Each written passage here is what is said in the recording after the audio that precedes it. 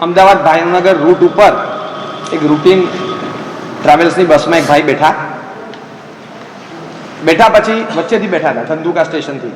ધંધુકાના bus stop પર ઊભા હશે અને ત્યાં લારી પાસે બહાર ધાબા પાસે બસ એક 10 મિનિટના હોલ્ટ માટે ઊભી રહી. બરાબર 200 કિલોમીટરનો રૂટ છે, અંદાજે મને લાગે છે કે 50-50 થાય, લગભગ 95-96 કિલોમીટર બાકી રહેશે અને 100-102 કિલોમીટર ગયા પછી ધંધુકા આવે. ધોલેરાનો રૂટ લીધો હોય તો કદાચ જુદી વાત. આ રૂટ પર જનાર બધી ટ્રાવેલ્સ ત્યાં ઊભી રહે. અમે વિહારમાં આવતા હોઈએ ત્યારે પણ જોઈએ કે રસ્તા પર ટ્રાવેલ્સની અવરજવર ઘણી રહે. ત્યાં એક ભાઈ અચાનક બસમાં ચડી ગયા અને ચડ્યા અને તરત બસ ઉપડી તરત પેલા ટિકિટવાળાને કીધું કે મને ભાવનગરની એક ટિકિટ આપજો. કે શું ભાવનગરની ટિકિટ આપજો? ભાવનગરથી ઉપડી છે, અમદાવાદ જાય છે. કે ઠીક, અમદાવાદની આપજો. અમદાવાદની આપજો એટલે તમારે જવું ક્યાં છે? કે અમદાવાદ જાય છે ને, અમદાવાદની આપો. એટલે કમાલ છે. સમજો જામનગર જતી હોત તો કે જામનગર નહીં આપો, અને સુરેન્દ્રનગર જતી હોત તો કે ભાઈ સુરેન્દ્રનગર નહીં આપો. ચર્ચા કેમ કરો છો?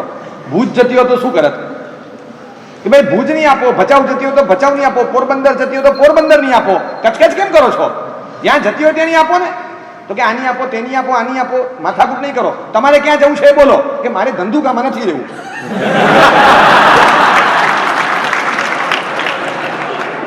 કંટાળ્યો છું. જ્યાં જતી હોય તેની આપો. નો ગોલ.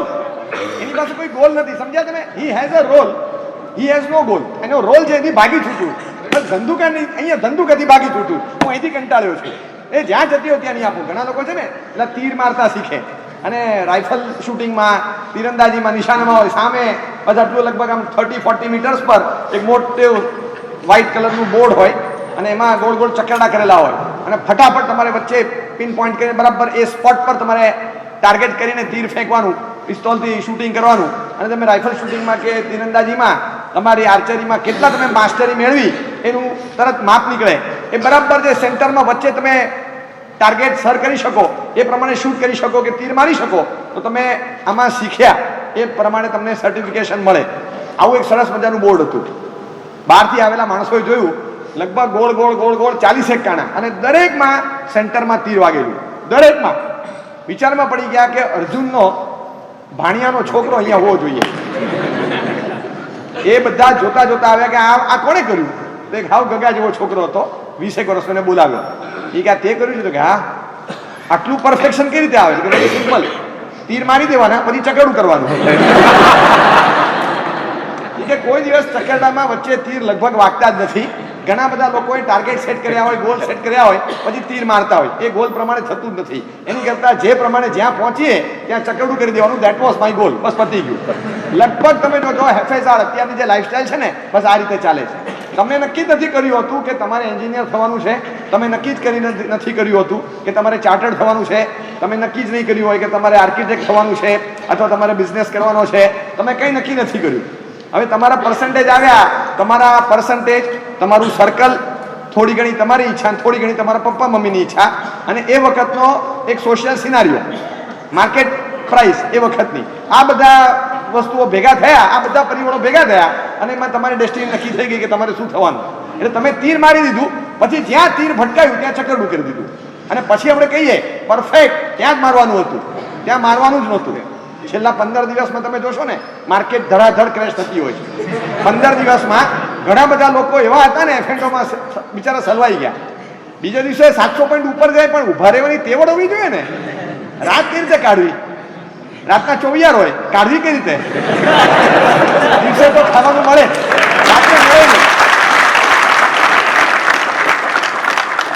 અને જે હાલત થઈ હોય અને પછી પૂછે કે તમે બજારનું કરો છો, બજારમાં તમે થોડું ઘણું આમ કરો. હા કરું. તમારે આમ કઈ નુકસાની? ના, એવી તો નુકસાની કાંઈ નહીં. આપણે બધું લોંગ ટર્મમાં હતો નહીં, થઈ ગયો. એકચ્યુઅલમાં શું હતું, એને આડેધડ તીર મારી દીધું. તીર માર્યા પછી એક ચકરડું ચીત્યું કે હવે આપણે લોંગ ટર્મમાં. He was not in long term. પણ હવે સિચ્યુએશન એવું થઈ ગયું કે હવે લોંગ ટર્મ સિવાય છૂટકો જ નથી. લંબાયું એને લોંગ ટર્મ કહેવાય. નીકળવાની જગ્યા ન રહી. લોંગ ટર્મમાં હવે છે ને છેલ્લા 10 દિવસમાં સિચ્યુએશન એવું થઈ ગયું, મારા સાહેબ સિવાય કોઈની પર વિશ્વાસ નથી.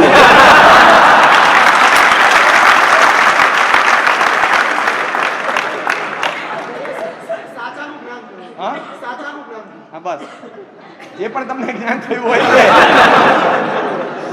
આપણને આશ્ચર્ય થાય કે આ બધી સિચ્યુએશનમાં કોઈ ગોલ નથી હોતો. આપણે આડેધડ વેતરી નાખીએ.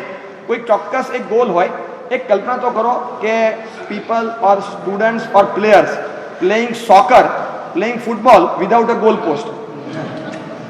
ગોલ પોસ્ટ ના હોય અને એમને રમતા હોય તો મારવાનું ક્યાં, કિક મારીને નાખવાનો ક્યાં બોલ, ક્યાં નાખવાનો? Playing basketball without a basket, playing cricket without the stumps. ખાલી 3 ને 3 6 દાંડિયા મૂક્યા હો બહાર અહીંયા ગ્રાઉન્ડમાં, રાત્રે કામ લાગે એવી રીતે, અને એ 6 દાંડિયા કાઢી નાખો પછી આખો દિવસ રમ્યા કરો. એનો મતલબ નથી. સ્ટમ્પ્સ છે તો આખી ક્રિકેટની રમત છે. આખા મોટા આટલા મોટા મેદાન પર જે રમત રમાય છે એનું ટાર્ગેટ શું છે? ફિલ્ડરના હાથમાં બોલ આવે, બોલરના હાથમાં બોલ આવે, બધાનું ટાર્ગેટ એક જ છે. અને બેટ્સમેનનું એક ટાર્ગેટ છે કે ભૂલે ચૂકે આ લોકો ટાર્ગેટ પર પહોંચે નહીં. બસ આટલું જ કરવાનું, બીજું કશું કરવાનું નથી. એક સ્ટમ્પ્સ કાઢી નાખો. ક્રિકેટની રમત તમે રમી જ નથી શકતા. બાસ્કેટબોલની રમત તમે રમી જ ન શકો વિધાઉટ એની બાસ્કેટ. અને ગોલ પોસ્ટ ન હોય તમે કરી જ નથી શકતા. કિક ગમે ત્યાં મારી, એક ખબર છે કે નેટ ત્યાં છે ને મારે ત્યાં ગોલ કરવાનો છે. પછી એ બોલ આમ જાય, ત્યાં જાય, પાછો આમ આવે, પાછો જાય, પાછો વચ્ચે આવે, પાછો પેલી બાજુ જાય, બધે ફરતો પણ બધાના મગજમાં છે કે છેલ્લે નાખવાનો ક્યાં છે. This is the goal. આ નાખવાનું ત્યાં છે એટલું મનમાં ફિક્સ હોય છે. બસ જીવનમાં સંયોગોના આધારે છે ને માણસ આમ તેમ થાય. કરિયરમાં ઉંમરના આધારે, સિચ્યુએશનના આધારે કોઈક પડકારો આવે જીવનમાં ત્યારે આમ તેમ થતો હોય. પણ એનું ગોલ તો નક્કી હોય, કોઝ તો નક્કી હોય કે મારે લાઈફમાં એટેન શું કરવાનું છે. જીવન વિકાસ માટે છે, માત્ર બીજી કોઈ પ્રોગ્રેસ માટે નથી. અને વિકાસની વાતો અત્યારે જેટલી ચાલે છે ને એટલી લગભગ ભૂતકાળમાં ક્યારેય નહોતી ચાલતી. મને કહો કે વિકાસ કોને કહેવાય? વિકાસ કોને કહેવાય? તમે કંઈ ન કરો અને તમે અહીંયા બેઠા અહીંથી 2 કલાકમાં મુંબઈ પહોંચી જાઓ, આ વિકાસ છે? આ કોનો વિકાસ હોય? આ લોકોમોટિવ એન્જિનનો વિકાસ થયો, આ રેલવેના એક ડબ્બાનો વિકાસ થયો, આ રેલવેની પટરીનો વિકાસ થયો.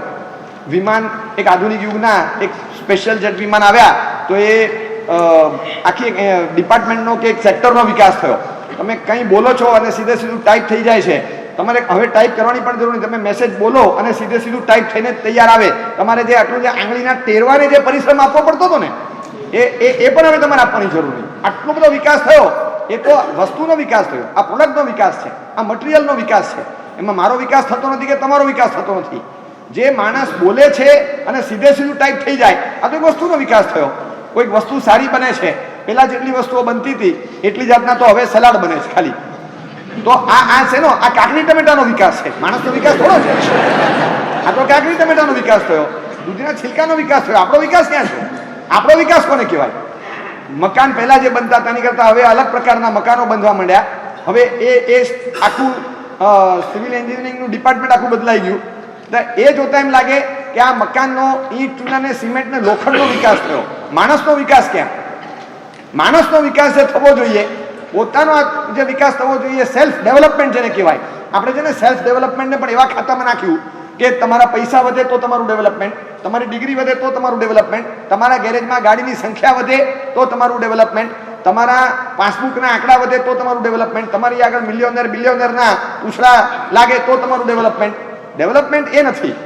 ડેવલપમેન્ટ શું છે કે જે તમારી પાસે નહોતું એવી ક્વોલિટીઝ તમારામાં ઊભી થાય. જે ક્વોલિટીઝ બીજા કોઈની પાસે ન હોય અને જે ક્વોલિટીઝ તમે જ ઊભી કરી શકો એવી ક્વોલિટીઝ તમારામાં ઊભી થાય. વર્ચ્યુઅસ પ્રોગ્રેસ, ગુણાત્મક વિકાસ, બસ એ માણસનો વિકાસ છે. જે દયા, કરુણા, ક્ષમા, ક્ષમતા આ બધી ચીજો મારામાં નહોતી, હવે ડેવલપ થઈ. પેલા અભણ હતો, હવે ભણેલો થયો. આ વિકાસ નથી. પણ જ્યારે અભણ હતો ત્યારે અસહિષ્ણુ હતો, હવે હું સહન કરી શકું છું. હવે વસ્તુને એનાલિસિસ કરી શકું છું. હવે વસ્તુને સમજી શકું છું. હવે 10 મિનિટ ધીરજ રાખી શકું છું. આ બધું આવડ્યું તો વિકાસ થયો. એ બધું તો આવતું જ નથી. 5 વર્ષ, 10 વર્ષ, 15 વર્ષ આખું કરિયર ડિઝાઇનિંગમાં નાખ્યા પછી અને 5-10 વર્ષ બીજા કોઈ જોબ પ્રોફાઇલમાં નાખ્યા પછી પણ 20-22 વર્ષ પછી 35, 38, 40 ના થયા હજી વિકાસ ન હોય. હજી એ જ અધિરાય હોય, એ જ બધું હોય. જેમ માણસ આગળ વધતો ગયો ને એની પાસે એક ચોક્કસ ગોલ હતા જ પેલા કે મારે શું થવું છે. નાના હતા ને ત્યારે તમે જોજો બધા, હું પણ કંઈક બોલતો હતો, તમે પણ કંઈક બોલતા હતા, હું મોટો થઈને ડોક્ટર થઈશ, પછી તમને ઇન્જેક્શન આપીશ, પછી દાદાજીને સારું કરી દઈશ. પછી હું નાના હતા ત્યારે કંઈક બોલતા હતા. કોઈક નાના હોય જુએ કે ઘરમાં કોઈકને આંખે નથી દેખાતું, હું આંખનો ડોક્ટર થઈશ, પછી મારા દાદાજીને દેખતા કરી દઈશ. કોઈકને પગમાં તકલીફ છે દાદીને, હું પગનો ડૉક્ટર થઈશ, પછી મારા દાદીને જાત્રા કરવા લઈ જઈશ, એ ચાલીને જાત્રા કરી શકે એવું કરી આપીશ, એમનું ઓપરેશન કરી દઈશ. એટલે આવા નાના નાના અભિપ્રાયો આપણે કરતા. વિમાનો જોતા હું પાયલોટ બનીશ. એટલે કંઈક ખબર નહોતી પડતી કે આમાં શું હોય, એની વેલ્યુ શું હોય, એ કઈ રીતે બની શકાય, કાંઈ ખબર નહીં. પણ ક્યાંક આપણે એવું બોલતા હતા, બહુ નાના હતા. જે શબ્દ બોલતા હતા ને એનો અર્થ પણ જે આવડતો નહોતો, પણ કંઈક ગોખાવેલા શબ્દો અને આપણે પકડી લીધેલા અને આપણે આવા ગોલ સેટ કરેલા. એ પછી ધીમે ધીમે આગળ વધતા આપણે કોઈ બીજી દિશામાં આગળ વધ્યા. ડૉક્ટર બનીશ એ આપણે મનમાં ધાર્યું હતું અને પછી નક્કી કર્યું કે હા હવે ડૉક્ટર બનીશ. પણ ડૉક્ટર કેમ બનીશ? કે આ લોકોની તકલીફો જોઉં છું, માંદગી જોઉં છું, ત્યારે એમ થાય કે માંદા માણસો કેવા પીડાતા હોય છે. ડૉક્ટર થઈ અને 5, 15, 25 જણને આમ શાતા આપું, શાંતિ આપું, અંદરથી આમ એક સેટિસ્ફેક્શનનું ફિલિંગ આવે કે આપણા હિસાબે 5, 50 જણને રોજ શાંતિ મળે છે, રોજ શાતા મળે છે. બસ અંદર એક આમ સેટિસ્ફેક્શન જે ફિલિંગ આવે ને, બસ એના માટે મારે ડૉક્ટર થવું છે. બસ this is the objective, this was the cause. ક્યાં સુધી? જ્યાં સુધી હું ડૉક્ટર નથી થતો ત્યાં સુધી. મારો એક નિયમ હોય છે કે હું એક ડૉક્ટર થવાની કોશિશ કરું છું ત્યારે ચોક્કસ મારા મનમાં એક ખ્યાલ હોય છે કે મારે શેના માટે ડૉક્ટર થવાનું છે. અને ધીમે ધીમે એ ફિલ્ડમાં હું આગળ વધું છું.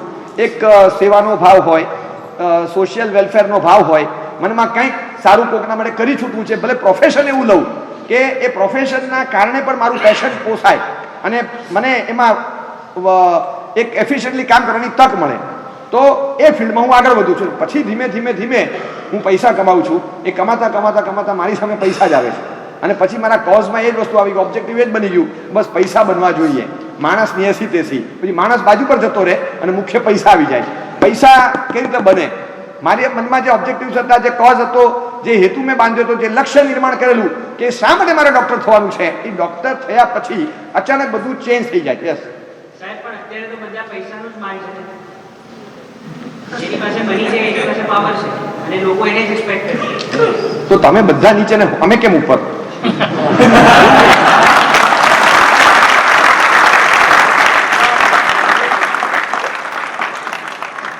પૈસાને ચોક્કસ માન છે, એમાં ના નથી. પણ પૈસા સિવાયની પણ કેટલીક વસ્તુઓ છે જેને અનડાઉટેડલી સોસાયટી હંમેશા વેલ્યુએટ કરે છે અને કરતી રહેશે. એમાં પૈસા એક છે ને ટ્રેન્ડ બાંધ્યો છે કે જેનું ક્રય મૂલ્ય કહેવાય. ક્રય મૂલ્ય જેની આમ MRP તમે છાપી શકતા હો, બસ એને એસેટ કે એને સંપત્તિમાં ગણે છે. એટલે તમારી પાસે દેખાવ હોય, તમારી પાસે સુંદરતા હોય તો એનું એક વેલ્યુએશન થઈ શકે છે એઝ અ મોડલ કે એઝ અ તમે કોઈ એડવર્ટિઝમેન્ટમાં તમે ઊભા રહી શકો છો તો એની એક વેલ્યુ છે. પણ તમારા પપ્પા કે મમ્મી એની કોઈ વેલ્યુ નથી. એની મોનિટરી વેલ્યુ શું? એમનો એક્સપિરિયન્સ, પપ્પા મમ્મી એમની જે ઊંચાઈ, એની કોઈ વેલ્યુ નહીં કરે. તમારી વેલ્યુ કરશે, તમારી ડિગ્રીની વેલ્યુ કરશે, તમારા દેખાવની વેલ્યુ કરશે, તમારા બળની વેલ્યુ કરશે, પણ પપ્પા કે મમ્મીની વેલ્યુ નહીં કરે, કારણ કે એનું કોઈ મોનિટરી કિંમત સમાજમાં અંકાતી નથી. પણ એ દુનિયા જેને પૈસાથી નથી માપી શકતી, એવા કેટલાક સત્યો અને તથ્યો છે જેને દુનિયા આખી હંમેશા મૂલ્યાંકન કરી અને ઊંચું સ્થાન આપે છે. અને એ લોંગ લાસ્ટિંગ છે, એ લાંબા ગાળા સુધી રહેશે જ. એને વેલ્યુએશન કોઈ કરે કે ન કરે એની સાથે લેવા દેવા નથી, પણ એ રહેશે જ. પૈસા ચોક્કસ જરૂરી છે, પણ એકમાત્ર ધ્યેય જ્યારે બંધાઈ જાય ને ત્યારે માણસ કેટલું મોટું નુકસાન કરે છે આપણે એ સમજવાનું છે કે માણસ એક કોઈ ચોક્કસ ધ્યેયને વળીને આગળ વધતો હોય છે કે હું ડૉક્ટર બનીશ, હું વકીલ બનીશ, હું પોલીસ બનીશ, હું નેતા બનીશ, હું પોલિટિક્સમાં જઈશ, અથવા હું સમાજની સેવા કરવા કોઈ સંસ્થા. બધામાં જતાં પહેલાં એના મનમાં એક ભાવ છે કે અલ્ટિમેટલી મારે કંઈક સારું કામ કરવું છે. બધા ઓબ્જેક્ટિવ મનમાં લઈ અને શરૂ કરે. પછી ધીમે પૈસા આવતા જાય. પછી નજરમાં આવે કે આ પૈસા આવે છે તો આવા દો. એ પૈસા આવવા જ દે. અને આવતા પૈસા એટલા બધા આવતા જાય, મને એમ વિચાર આવે કે તમારા ઘરની અંદર તમે જ્યારે પણ અનાજની કોઈ ગુણી હોય કે એક ડબ્બો ભરીને ચોખા કે ઘઉં હોય તમે મૂક્યા હોય અને જ્યાં મૂકો છો ત્યાં ઉપરથી દર વખતે પાણી પડે છે. જ્યાં પણ મૂકો ત્યાં ઉપરથી દર વખતે પાણી પડે, તો તમે 5 વાર 7 વાર 10 વાર આવું થાય પછી તમે શું કરો? તમે જગ્યા બદલી નાખો. એટલે કેવી જગ્યા લો? જ્યાં પાણી ન પડે. ખુલ્લા રહેતા હોય તો ડબ્બો તમે ઢાંકવાની વ્યવસ્થા કરો, અથવા ઉપરથી પાણી ન પડે એવી વ્યવસ્થા કરો, અથવા શિફ્ટ કરી નાખો જગ્યા જેથી પાણી ન પડે. હવે તમારા 5 કિલો ઘઉં કે 10 કિલો ઘઉં એક ડબ્બામાં પડ્યા હોય, એના માટે તમને આટલું સૂજે તો 20,000 ટન ઘઉં પડ્યા રહેતા હોય અને પાણી પડે અને પાણીમાં તણાઈ જતું હોય અને આવું 25 વર્ષથી ચાલ્યા કરે, તો કોઈને વ્યવસ્થા કરવાનું સૂજે નહીં. બોલો, ભણેલા બધા GMDCમાં બેઠા છે, બધા સંસદમાં બેઠા છે. એવું છે. હકીકત એ છે કે બધાને ખ્યાલ છે કે આ વસ્તુ પાણી પડે તો સડી જાય, 20-30 હજાર ટન સડી જાય, તો કોઈને સૂજે નહીં કે આની સ્ટોરેજની વ્યવસ્થા કરવી જોઈએ કે સૂજે? પણ એ સૂજે એવી સેવાના ભાવ સાથે તો અહીંયા સ્પોટ પર આપણે આવ્યા હોઈએ જ, પણ પછી દેખાય કે જો આ સડી જાય તો આ ફેંકી દેવાના, એનું કંઈ ઉપજે નહીં, એ ફેંકી દેવાના. અને ફેંકી દીધા પછી નવા મંગાવવાના, એ ઇમ્પોર્ટ કરવા પડે, ઓછું મળે, અહીંયા ઓછું હોય લોકલ પ્રોડક્શન તો આપણે ઇમ્પોર્ટ કરશું, અને ઇમ્પોર્ટ કરીએ એમાં આપણે આપણો શેર રાખી શકીએ.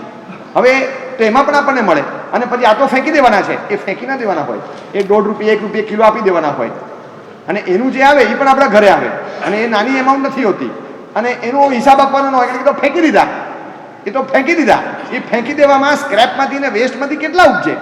એટલે પછી માણસને થાય કે આ જો સડી જાય તો જ આપણે ઉપર જઈ શકીએ, એટલે માણસ સડવા દે. હા, એ સડવા દેશે, એ સડવા દેશે. ઘઉં નથી સડતા, માણસ સડે છે, માણસ સડે છે.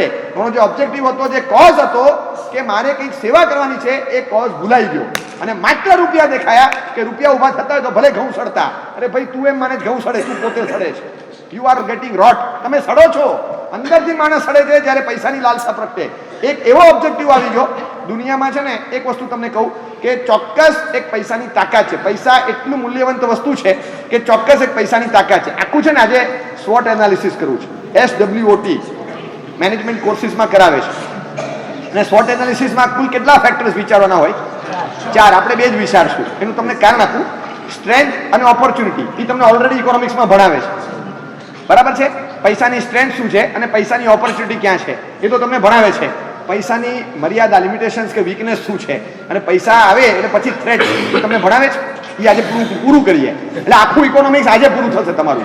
તમે જે ભણ્યા એ ભલે ભણ્યા, સ્ટ્રેન્થ અને ઓપોર્ચ્યુનિટી મારે લેવી જ નથી, કારણ કે મને ખબર છે ને તમને ખબર છે, અને આપણા બધા કરતા આવનારા જનરેશનને વધારે ખબર છે કે પૈસાની વેલ્યુ શું છે. પૈસા હોય એટલે તમે બધું કરી શકો છો. તમે જીવતા હો તો મરી શકો, મર્યા પછી પણ પાછા જીવતા રહી શકો, તમારા ગેરહાજરીમાં તમારા નામે રૂમ બુક થઈ શકે, તમે મરી ગયા, તમારી 3 શ્રદ્ધાંજલિ છપાઈ ગઈ, એ પછી તમારા નામે ધંધો થઈ શકે, તમારા નામની કંપની ઓલરેડી ચાલતી હોય, તમે તો ક્યાંક બીજે ઉપડી ગયા છો, પણ તમારા નામે કંપનીઓ ચાલતી હોય, તમારા નામ પર ઘણું થઈ શકે.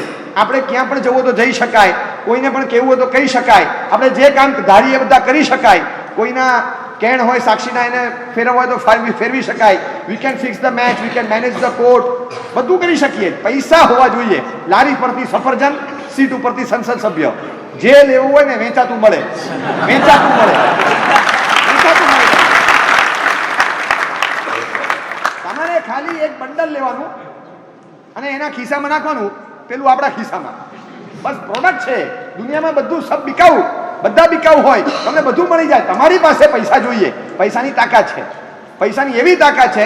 કોઈના બુક થયેલા હોલ હોય, તમારે જોઈતા હોય, એડવાન્સ ઓનમાં આપો તમે, તો તમે તમારું બુકિંગ લઈ બેકડેટમાં નાખી ઓલાને બહાર મૂકી શકો. એ થઈ શકે. તમારી એવી તાકાત હોવી જોઈએ ફેંકવાની. બસ આ પૈસાનો ખેલ છે. તમે જે ધારો એ કરી શકો. કોઈની પાસે શું બોલાવવું છે એ તમે બોલાવી શકો. હા, એટલે પૈસા એક એવી ચીજ થઈ ગઈ કે જેની ગરમી હોય છે.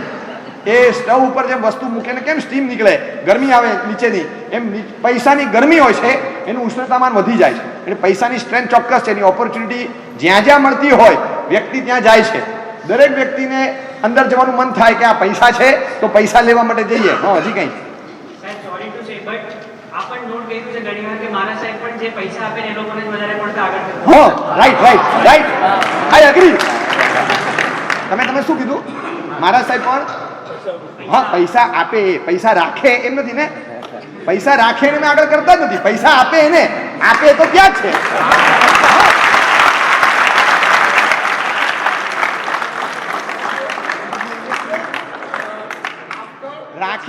રાખે આપે નહીં, પણ ખાલી રાખી જ મૂકે, એક્યુમ્યુલેટ કરે. એને અમે આગળ નહીં કરીએ. After achieving certain social and financial status, પછી જે તમે કહો છો એ બધું ચાલુ થાય. બરાબર. હું તમને કહું, સમજાવું કે ફાઇનાન્શિયલ એન્ડ સોશિયલ સ્ટેટસ અમારું તો કઈ તમારી આજુબાજુ જે કઈ વ્યક્તિઓ જે તમને આપી રાધર જેમાં તમે પોતે આપી રહ્યા છે એ લેવલે પહોંચાય. બરાબર. હવે મારું એટલું જ કેવું છે કે વેલ્યુએશન પણ જે થશે ને એ પૈસા રાખનારનું નહીં થાય, પૈસા આપનારાનું થશે. તમે જોજો, કોઈ પણ વ્યક્તિને આગળ સ્થાન પણ મળતું હોય ને તો એ પૈસા રાખવાના કારણે નહીં, પણ પૈસા આપવાના કારણે. રાખવું એ સંગ્રહખોરી છે, આપવું એ ચેરિટી છે. તો ચેરિટીમાં તમે વાંધો ન ઉઠાવી શકો, મને લાગે છે એમાં કોઈ વાંધો ન હોય. રાખી મૂકતા હોય છતાં આગળ બેસાડીએ ત્યારે કેવા આવતું, બરાબર છે? એટલે રાખી મૂકનારને ક્યારેય આગેવાની નથી મળતી, આપનારને તો હંમેશા મળે બાય ડિફોલ્ટ, અને મળવી જ જોઈએ, એમાં કંઈ વાંધો નથી.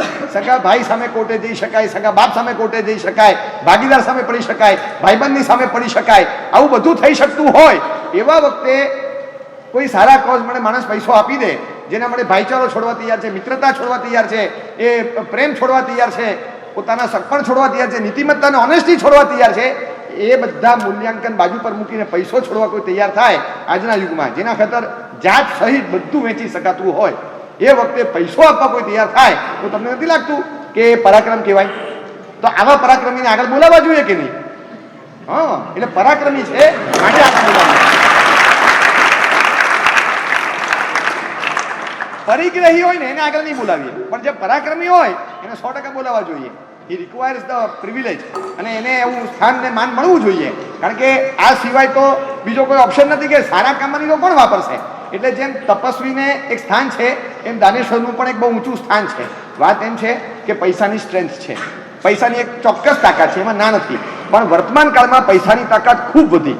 પહેલા સમય એવો હતો કે સ્ટ્રેન્થ આટલી નહોતી પૈસા પાસે. એનું કારણ શું હતું? તમે બાર્ટર સિસ્ટમ, જેમને ખ્યાલ છે જૂની, હા, આખી પર્ચેસિંગ સિસ્ટમ જ એવી હતી. તમે કરિયાણું આપો કટલેરી લઈ લો, કટલેરી આપો કેરોસીન લઈ લો, કેરોસીન આપો કાપડ લઈ લો, કાપડ આપો પાછું કરિયાણું લઈ લો. બસ દરેક ચીજમાં એટલે ડિસેન્ટ્રલાઇઝ્ડ પર્ચેસિંગ પાવર બધે જ હતો. હવે કેવું થયું? Concentrated purchasing power. તમારે જે લેવું હોય તે, તમારે જે પણ જોઈતું હોય બધું પૈસાથી જ મળશે. આઈધર ગ્રીન ઓર પિંક કલરની નોટ જોઈએ, બસ, બીજું કંઈ નહીં. તમારી પાસે પૈસા જોઈએ. હા સાહેબજી, લોકો 500 કરોડમાંથી 1 લાખ ચેરિટીમાં આપે તો એને ચેરિટી ના કહેવાય ને? અગર 500 કરોડ કમાતો હોય અને 1 લાખ આપતો હોય તો એને ચેરિટી ના કહેવાય, એ દૂરના ભાવે ઉલ્લેખ કરે છે, એના માટે તો કંઈ નથી. તો એ લોકોને આગળ હું ચોક્કસ કહું છું કે કેટલા રાખીને કેટલું આપે છે ને એ આપણે પછી એનાલિસિસ કરીએ. પહેલા આટલું હોવા છતાં આટલું પણ નથી આપતા એને તો આપણે જોઈએ ને, હંમેશા એને તો જોઈએ. જો દુનિયામાં છે ને ચેરિટી આપનાર હોય એ ચેરિટીમાંથી કટકી કરીને લઈ લેનારા હોય છે. ખ્યાલ છે તમને? હા, ચેરિટીના નામે ઉઘરાવે અને રાહત કાર્ય માટે ઉઘરાવ્યું હોય ને એમાંથી પોતાને રાહત થઈ જાય એવું કરી નાખતા હોય. હવે આવી દુનિયા ચાલતી હોય ત્યારે 1 લાખ આપે કે 10 લાખ આપે, એ આપ્યા એ જ બહુ મહત્વનું છે. કેટલા આપ્યા એની પર ધ્યાન આપવું, કેટલા રાખીને આપ્યા એની પર આપણે શું કામ ધ્યાન આપીએ? આજે આપે છે, આજે એક વસ્તુ આપે છે, કાલે બીજી વસ્તુ આપશે, કાલે ત્રીજી વસ્તુ આપશે, અને કોઈ વેસ્ટેડ ઇન્ટરેસ્ટ ન હોય, એને પોતાનો કોઈ સ્વાર્થ ન હોય, બસ આવી ચેરિટી જોઈએ. પોતાનો કોઈ વેસ્ટેડ ઇન્ટરેસ્ટથી આપે એને આપણે ન ગણીએ, પણ વિધાઉટ એની વેસ્ટેડ ઇન્ટરેસ્ટ, પોતાનો કોઈ સ્વાર્થી મોટિવ અંદર નથી તો એને ચેરિટી ગણીએ. એ નાની વસ્તુ હોય કે મોટી વસ્તુ એને આપણે બાજુ પર રાખીએ. પણ જે આપે છે, દુનિયામાં બધે જ પૈસાનું મહત્વ છે. પહેલાં એવું હતું કે માણસ છે ને અનાજ આપતો અને અનાજ આપીને કપડાં લેતો, કપડાં આપીને અનાજ લેતો. આ બાર્ટર સિસ્ટમ હતી, પછી બદલાયું. ધીમે ધીમે ધીમે કોન્સન્ટ્રેશન થયું બધું જ, કે anything you have to purchase, તમારે પૈસા આપવાના. એટલે પૈસાનું મહત્વ વધ્યું. એટલે પછી બધાએ નક્કી કર્યું કે હવે પૈસા ભેગા કરો, કારણ કે બધું જે લેવું હોય એ પૈસાથી જ મળશે. પછી ધીમે ધીમે બ્રાન્ડિંગ શરૂ થયું. પછી વસ્તુની એડવર્ટિઝમેન્ટ શરૂ થઈ. એટલે તમને ખબર પડી કે દુનિયામાં આટલી બધી વસ્તુઓ છે, એટલે બધી વસ્તુઓ મારી પાસે જો હોવી જોઈએ તો મારી પાસે પૈસા જોઈએ. એક મનમાં ધ્યેય હતું કે હું ડૉક્ટર બનીશ, વકીલ બનીશ, નેતા બનીશ, લોકસેવા કરીશ, આ બધું મનમાં હતું. અને બીજી બાજુ પૈસો ને પૈસાથી થતી જાગ જમાડ ને પૈસાથી મેળવાતો આનંદ, આ બધું દેખાય છે. લોકો પૈસાના આધારે કેવા જલસા કરે છે એ દેખાય. બીજી બાજુ પોતાના સુષુપ્ત મોટિવ્સ બધા અંદર પડ્યા છે શાંત, અને બીજી બાજુ આ બધા નવા નવા તરંગો મનમાં ઊભા થાય છે. પછી એમ લાગે કે હું જે ફિલ્ડમાં આવ્યો એ ફિલ્ડમાં સારા એવા પૈસા બને એમ છે, તો પછી લોકોને સારું કરવું એ તો ધ્યેય છે જ, પણ આપણે સારા એવા બની જાય આપણા, એ પણ આપણે ધ્યેય રાખવું જોઈએ. અને ધીમે ધીમે ધ્યેય બદલાય, કોઝ આખો બાજુ પર રહી જાય કે હું કયા મોટિવથી, કયા કારણથી એકચ્યુઅલમાં હું ડૉક્ટર થયેલો એ ભૂલાઈ જાય. અને પછી ધીમે ધીમે એ મોટિવ કામ કરતો થાય અને એ જ રસ્તા પર ચાલે જેમાં પૈસા વધારે આવતા હોય, જેમાં પૈસા વધારે આવે. હું પોતે ડોક્ટર છું, પણ અત્યારના મેન્ટાલિટી પ્રમાણે એક વસ્તુ એ છે કે ચાર્જ જે વધારે લેતો હોય ને, આ ડોક્ટરનું કામ બહુ સારું છે કે આ ચાર્જ વધારે લે. સમજ્યા કે જે વસ્તુ રિઝનેબલ રેટ લેતો હોય, જે ડોક્ટર સારું કામ કરતા હોય એને કોઈ ગણકારતું નથી, અને જે સારું કામ નથી કરતા જેના ચાર્જીસ વધારે, તો એ ડોક્ટરની પ્રિવિલેજ બી વધારે થઈ ગઈ છે. હવે આનું કારણ તમને કહું કે સ્ટ્રેન્થ પૈસાના આધારે મપાય છે ને. મેં હજી ગઈકાલે કે પરમ દિવસે જ આ વસ્તુ ત્યાં અમારા રૂટીન રોજના વ્યાખ્યાનમાં અંબાવાડીમાં કીધેલી કે આપણે મોટા ડોક્ટરને બતાડીએ. મોટા ડોક્ટર એટલે કોણ? 56, 86, 72 વર્ષના. મેં આજ કીધેલું કે જેની ફીસ વધારે હોય ભલે 32 નો હોય, બસ એ મોટો ડોક્ટર. આપણે મોટા વકીલને રોકીએ. મોટો વકીલ એટલે કોણ? જેની ફીસ વધારે. આ હકીકત છે. આ બધું મૂળમાં શેનાથી આવ્યું ખબર છે? પાવર એકલો પૈસામાં કોન્સન્ટ્રેટ થયો જે દિવસે, એ દિવસે આ દુર્ઘટના ઊભી થઈ. આપણે મૂળ સુધી તો જઈએ કે આ વસ્તુ કેમ થઈ. વાત સાચી, તમે જે કહો છો એમાં હું સંમત, પણ આ કેમ થયું કે પૈસા જેના વધારે હોય, જેની પૈસા વધારે બોલાતા હોય એ માણસ વધારે. એક્ટર કયો સારો? જેની એક્ટિંગ સારી કે જેની ફીસ ઊંચી? જે વધારે લેતો હોય એ સારો. અને સામાન્ય એવું જ થતું હોય. આખી આ માનસિકતા ક્યાંથી ઊભી થાય કે પૈસો એ જ પાવર છે. આ જે દિવસે મેન્ટાલિટી ક્રિએટ થઈ ને, concentrated purchasing power, barter system ગઈ અને પરચેસિંગ બધી ઓથોરિટી પૈસા પાસે આવી ગઈ, ત્યારથી આ પાવરફુલ બની ગયો. બધી તાકાત એની પાસે આવીને તમારે કંઈ પણ જોઈએ તો હવે પૈસો. પહેલાં શું હતું કે એક જ માણસથી એક જ વસ્તુથી કામ નહોતું થતું, 10 વસ્તુથી કામ થતું હતું. એટલે 10 જણ પાસે થોડો થોડો પાવર હતો. હવે કોઈનાથી કામ નથી થતું, આનાથી જ કામ થાય છે. એટલે પાવર એકની પાસે આવ્યો અને એને પાવર ચડી ગયો. એને ચડી ગઈ બરાબર નહીં કે આપણે નહીં હોય તો ખબર પડી જશું. એટલે હવે એના વગર ચાલે નહીં. એટલે સ્ટ્રેન્થ એની વધી ગઈ. બીજી બાજુ સ્ટ્રેન્થ એની વધી એટલે દુનિયામાં બધા એની જ ઓપોર્ચ્યુનિટી શોધતા હોય કે ક્યાંથી મળે, કઈ રીતે મળે. મળતું હોય તો ઘૂસણખોરી કરવાની, મેળવવા માટે શોષણખોરી કરવાની, પછી એમાં કંઈ પણ આડું કરવું પડે તો ભેળસેળ કરી અને ગુનાખોરી કરવાની, અને છેલ્લે મળી જાય પછી સંગ્રહખોરી કરવાની. પણ મેળવવાનું ખરું એ ગમે તેમ કરીને પણ એને એક્યુમ્યુલેટ કરો, ભેગા કરો. આ હશે તો ભવિષ્યમાં કંઈ પણ થશે. એકવાર ભેગા કરવાનું નક્કી કર્યું અને પૈસાનો પાવર વધ્યો. એજ્યુકેશન સિસ્ટમ આખી જેમાં ઇકોનોમિક્સ ભણાવે છે, મને લાગે છે કે એ અપૂર્ણ છે અર્થશાસ્ત્ર. એનું કારણ, અર્થશાસ્ત્ર પૂર્ણ ક્યારે કહેવાય કે જેમાં અર્થશાસ્ત્ર, નીતિશાસ્ત્ર અને નાગરિક શાસ્ત્ર આ ત્રણ ભેગા હોય. એથિક્સ, સિવિક્સ એન્ડ ઇકોનોમિક્સ, આ ત્રણનો સમન્વય હોય ને ત્યારે એને ઇકોનોમિક્સ કહેવાય પૂર્ણપણે. હું તમને સમજાવું. પાકશાસ્ત્ર, આર્ટ ઓફ કુકિંગ, એમાં શું બનાવે, વસ્તુ કઈ રીતે બનાવી એ જ બતાવે. પણ આ વસ્તુમાં આ વસ્તુ આટલી નાખવાની, જો વધારે નંખાઈ જશે તો ઝાડા થશે, બળતરા થશે, એસિડિટી વધી જશે, મરી વધારે ન પડવું જોઈએ, થોડુંક નાખવાનું. આ બધું અંદર આવે ને, એના પ્રોસ એન્ડ કોન્સ બધું બતાવે કે તમે આ વસ્તુ નાખો તો સ્વાદ વધે, પણ સાથે એસિડિટી પણ વધે. એટલે એસિડિટી ન વધે એ રીતે આટલું જ નાખવું, અથવા તો એના મારણ માટે આ નાખવું, કંઈક તો બતાવે. આ પાકશાસ્ત્ર સંપૂર્ણ એને કહેવાય કે જેમાં આરોગ્ય શાસ્ત્ર અંદર આવી જ જાય, અંદર આવી જ જતું હોય. આરોગ્ય શાસ્ત્ર ન આવે, ઋતુથી આ ઋતુમાં આ વસ્તુ ના નખાય. ગરમી હોય એમાં તમે પાછા આટલા કાળા મરી નાખો તો કેવી રીતે ફાવે? ખાતા ખાતા અહીંયા બધે પરસેવો થશે. એટલે એ રીતે ના નખાય. ઠંડકની ઋતુ હોય ત્યારે આ નાખવાનું. આ પાકશાસ્ત્ર અને આરોગ્ય શાસ્ત્ર બધું સમન્વય થતું હોય છે. This is cooking. કુકિંગની બુક્સ હોય, પણ એ કુકિંગની બુક્સમાં હેલ્થની ફોર્મ્યુલાઝ અંદર હોય જ. એમ ઇકોનોમિક્સની ટેક્સ્ટ બુક્સ હોય એમાં અંદર એથિક્સ અને સિવિક્સ હોય જ, બાય ડિફોલ્ટ હોય. એકલું ઇકોનોમિક્સ ભણે ને એ માત્ર પૈસા જોશે, બીજું કંઈ નહીં જોવે. પણ કામ કરનાર માણસ, એના બા બીમાર હતા, બાપને પગમાં વાગ્યું હતું, 2 દિવસ નથી આવ્યો, મારીનો પગાર કાપવો જોઈએ કે ન કાપવો જોઈએ, આ નિર્ણય એ લેશે કે જે ઇકોનોમિક્સની સાથે સિવિક્સ ભેગું ભણ્યો હોય. એ યોગ્ય નિર્ણય લેશે. ઇકોનોમિક્સની સાથે એથિક્સ પણ ભણ્યો હોય, એને ખબર પડે કે અત્યારે ડિમાન્ડ એન્ડ સપ્લાયના રૂલ પ્રમાણે હું ભાવ વધારું તો ચાલે એમ છે, સપ્લાય ઓછી છે, મારી પાસે એકલા પાસે માલ છે, પણ અત્યારે બેડલી નીડેડ દવા મારી પાસે છે અને આ દવાની અત્યારે ડિમાન્ડ છે, આ દવા બીજા કોઈની પાસે સ્ટોકમાં એટલી પડી નથી, તો પછી અત્યારે જ્યારે જરૂર હોય ત્યારે મારે આપી દેવી જોઈએ, ત્યારે મારે નફાખોરીમાં ન જવાય. પણ એ ઓનેસ્ટી, એ એથિક્સ અને ઇકોનોમિક્સનો સમન્વય હોય ત્યાં નક્કી થાય. ઇકોનોમિક્સ અને સિવિક્સનો સમન્વય હોય ત્યાં માણસાઈ આવે. જ્યાં એકલું ઇકોનોમિક્સ હોય ત્યાં રૂપિયા જ દેખાય, બીજું કંઈ ના દેખાય. પારો હોય ને, તમે જોજો કાચની અંદર, તમે ગાડીમાં બેઠા છો, થ્રુ ધ ગ્લાસ તમે બહાર જોઈ શકો છો. બહાર જે હોય ને એ બધું દેખાય. હવે એક પારો આવે, એ તમે લગાડી દો કાચની ઉપર, હવે તમને પારો જ દેખાય, પછી કંઈ નહીં દેખાય. બસ આ પૈસો છે.